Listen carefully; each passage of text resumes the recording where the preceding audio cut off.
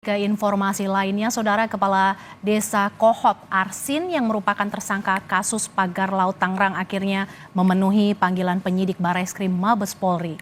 Setelah 8 jam diperiksa, Bareskrim menahan Arsin bersama 3 tersangka lainnya. Polisi menyebut penahanan dilakukan agar tersangka tidak melarikan diri dan menghilangkan barang bukti. Pak, Arsin, sebentar dong Pak, sebentar Pak, perasaannya gimana Pak? Kepala Desa Kohot, Arsin, yang merupakan tersangka kasus pagar laut Tangerang, akhirnya memenuhi panggilan penyidik Bareskrim Mabes Polri Senin siang. Arsin diperiksa sejak pukul 1 siang, ditemani kuasa hukumnya. Arsin tak menjawab satupun pertanyaan yang dilontarkan para jurnalis di Mabes Polri. Arsin diperiksa terkait kasus dugaan pemalsuan sertifikat hak guna bangunan dan sertifikat hak milik pagar laut di wilayah Tangerang. Hari ini kami hadir di sini menunjukkan kooperatif ya. Berarti kooperatif, kita ikuti aturan yang mekanisme yang ada. Saya kira cukup ya. Ya, di sini kan. Apa aja dibawa Pak? Ada bawa apa aja Pak? Bawa diri. Siap ditahan Pak. Siap ditahan Pak. Setelah 8 jam diperiksa, Bareskrim menahan Arsin bersama 3 tersangka lainnya. Polisi menyebut penahanan dilakukan agar tersangka tidak melarikan diri dan menghilangkan barang bukti. Menurut polisi, masih ada kemungkinan penambahan barang bukti dalam kasus ini. Kepada 4 orang tersangka, kita putuskan mulai malam ini kita laksanakan penahanan. Kemudian untuk tindak lanjut, setelah melaksanakan penahanan, kami akan segera melengkapi berkas dan berkoordinasi ke JPU untuk proses lebih lanjut.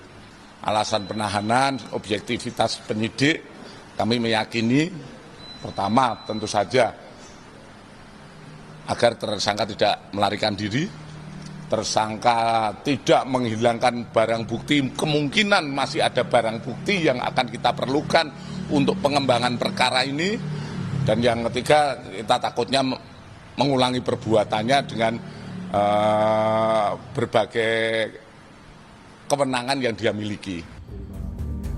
Kepala Desa Kohot, Arsin, resmi jadi tersangka Selasa pekan lalu 18 Februari 2025. Selain Kades, Sekretaris Desa, dan 2 orang penerima kuasa juga ditetapkan sebagai tersangka. Keempatnya diduga bekerja sama dalam pembuatan dan penggunaan dokumen palsu sejak Desember 2023 hingga November 2024. Telah sepakat menentukan 4 tersangka, di mana 4 tersangka ini adalah kaitannya seperti kemarin saya sampaikan bahwa itu adalah terkait masalah pemalsuan, di mana pemalsuan beberapa surat dokumen untuk permohonan atas hak atas tanah, di mana kita menetapkan saudara A selaku Kades Kohot, saudara UK selaku Sekdes Kohot, saudara SP selaku penerima kuasa, dan saudara CE selaku penerima kuasa telah kita sepakat kita tetapkan sebagai tersangka. Nama Kepala Desa Kohot, Arsin, menjadi sorotan setelah sempat berdebat dengan Menteri ATR BPN Nusron Wahid pasca meninjau pagar laut Tangerang. Arsin berdebat terkait lahan pagar laut yang memiliki SHGB dan SHM. Tak lama kemudian di Tipidum menggeledah rumah Arsin, kantor desa, dan sekretaris desa guna mengumpulkan sejumlah barang bukti.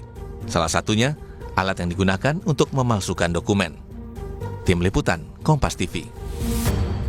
Kita bergabung dengan jurnalis Kompas TV Niko Anggriawan yang saat ini berada di Bareskrim Mabes Polri Jakarta.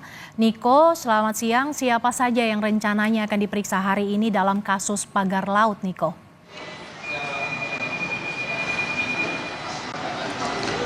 Ya, hingga saat ini Mercy dan juga saudara belum ada informasi terkait dengan siapa saja yang nantinya akan diperiksa pada hari ini. Namun kalau misalnya kita berkaca terhadap pemeriksaan kemarin yang dilakukan oleh Dirtipidum Bareskrim Mabes Polri, sekiranya ada 4 tersangka yang sudah diperiksa selama kurang lebih 8 jam oleh Dirtipidum Bareskrim Mabes Polri.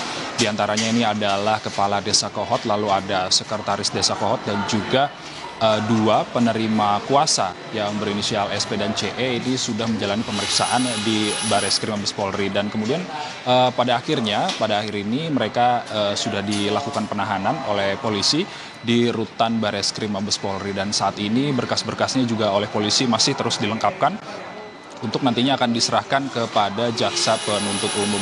Dan kemudian selain itu juga ada beberapa alasan polisi melakukan penahanan terhadap 4 tersangka, yakni diantaranya mereka dikhawatirkan untuk mengulangi perbuatannya kembali, lalu kemudian dikhawatirkan menghilangkan barang bukti, dan juga dikhawatirkan untuk mereka melarikan diri. Dan kemudian terkait dengan barang bukti sendiri, polisi melakukan penjelasan bahwa nantinya akan ada barang bukti baru yang nantinya akan berguna atau dalam pengembangan kasus ini bisa melakukan peningkatan dalam kasus ini, seperti itu. Lalu kemudian saat ini juga polisi telah melengkapi berkas perkara dari keempat tersangka nantinya untuk berkoordinasi dengan jaksa penuntut umum. Dan terkait dengan tersangka Mercy dan juga saudara, keempat tersangka ini adalah kepala desa Kohot yang bernama Arsin, lalu ada kemudian sekretaris desa Kohot yang bernama Ujang Karta, lalu kemudian ada 2 penerima kuasa yang berinisial SP dan CE. Adapun keempat